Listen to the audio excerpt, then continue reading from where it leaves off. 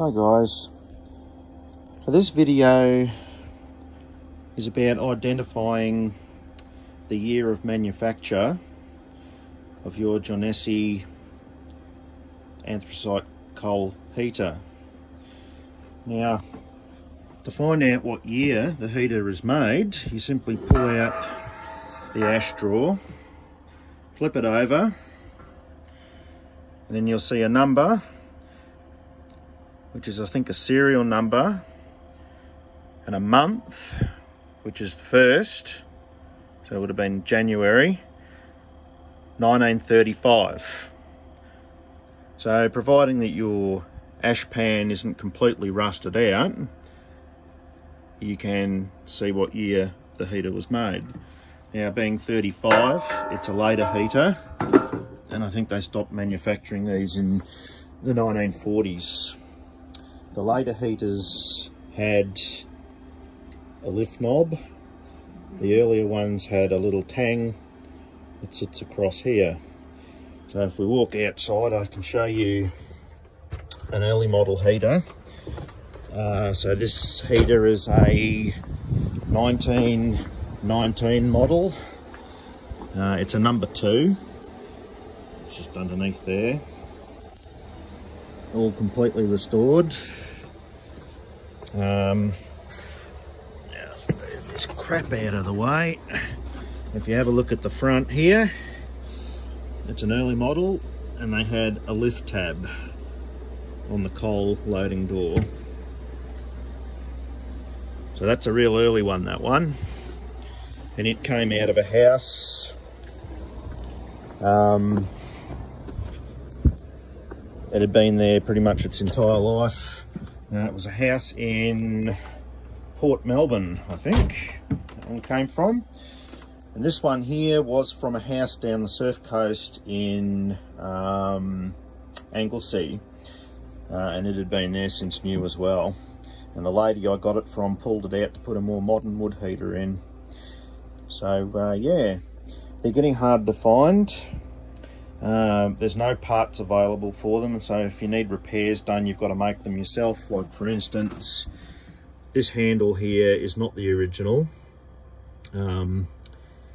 This was off, I think it was off a fancy shovel and broom kit for a wood heater, but I thought it looks the part, so I fitted it on there with a bit of modification here.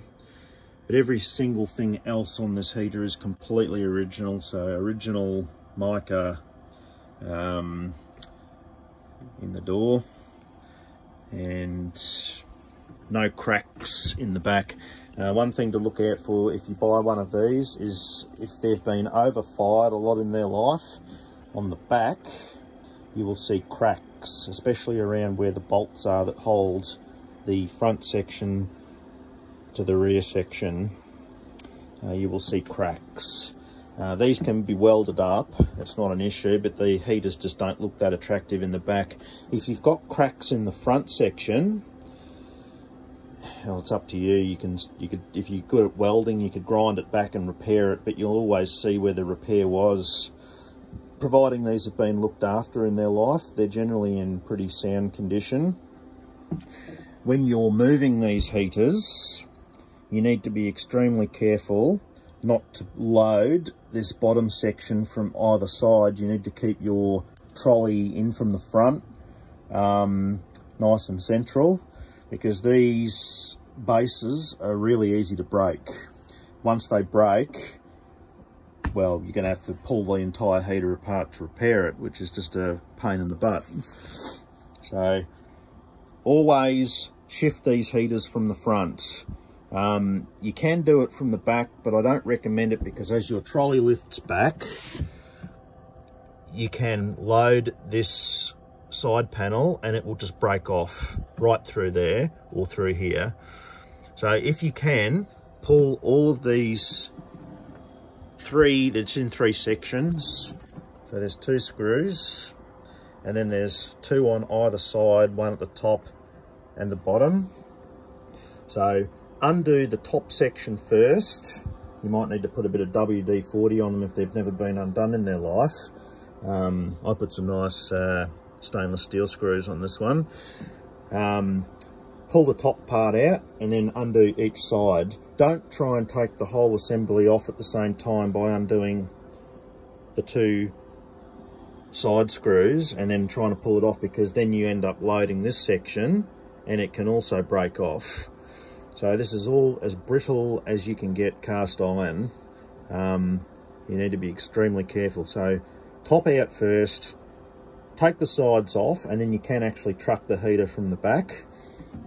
But personally, I've moved these around several times and I always prefer to do it from the front. Take the drawer out, make sure the ash shaker's pushed right in. These doors are easy to pull off, and so is the coal loading door. This is just simply a rod that you pull out, and then the door comes off. This is threaded on this end. You just unthread it, get a couple of multi-grips or something and hold it one end, and then just gently undo it with multi-grip vice grips to get it off, and then this can come out. You don't really need to remove this one though if you're just shifting it.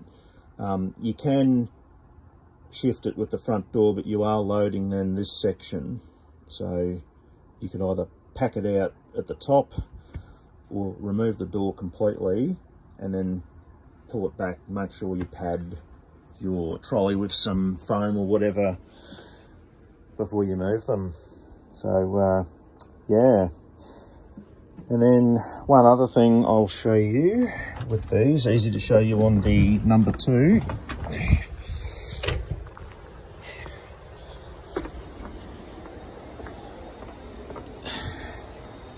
Is on the back of these heaters, they have a barometric damper. Now what this is designed to do is when you get extremely high drafts across your chimney, instead of pulling through the fire, causing it to burn hard, it will pull this back and it will draw the air from this point. So these heaters need a very tall chimney, minimum of 5 meters. You don't need to have a damper or anything on this flue outlet, so I recommend a T-piece and then run up so you can clean it out at the bottom. But if you're burning coal, you'd probably need to clean this maybe once every 10 years or something. And there's those screws to hold the side panels on. Over there as well. This one originally had damage. This was broken off, but I've been able to weld this and get it looking pretty good. You can see the welds here. I didn't worry about neatness on the back side because you can't see it. But on the front I welded and ground back and tried to smooth it off, and you can barely notice it. But again, this was cracked off because somebody tried to truck this backwards and loaded this up. Anyway, I hope that's a bit of handy, helpful information for you. In the next video, I will explain how to light and load with coal. Cheers, catch you then.